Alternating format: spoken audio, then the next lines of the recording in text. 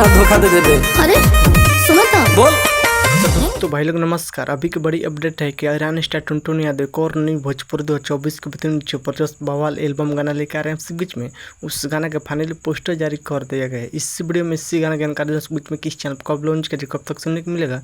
जो भाई लोग तो चैनल सब्सक्राइब नहीं किए हैं तो प्लीज़ चैनल सब्सक्राइब कर ले। सबसे पहले ऐसा भोजपुरी रिलेटेड सब जानकारी जानने के लिए शुरू से अंत तक इस वीडियो में बना रहेगा। आपसे कुछ में चैनल पर जानकारी मिले करेगा।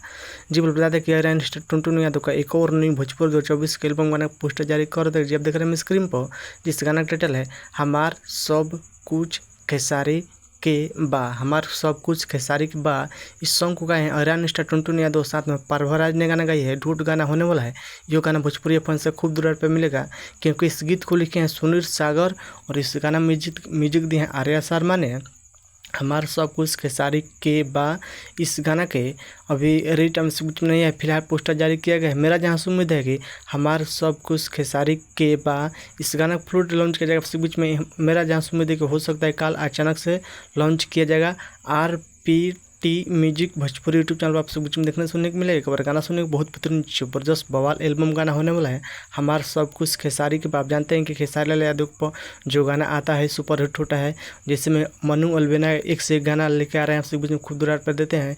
यो गाना लेकर आ रहे हैं टुनटुन यादव हमार सब कुछ खेसारी के बाद। यो गाना खूब दूर पर देना जबरदस्त बवाल एल्बम गाना होने वाला, जितनी तारीफ कम नहीं है।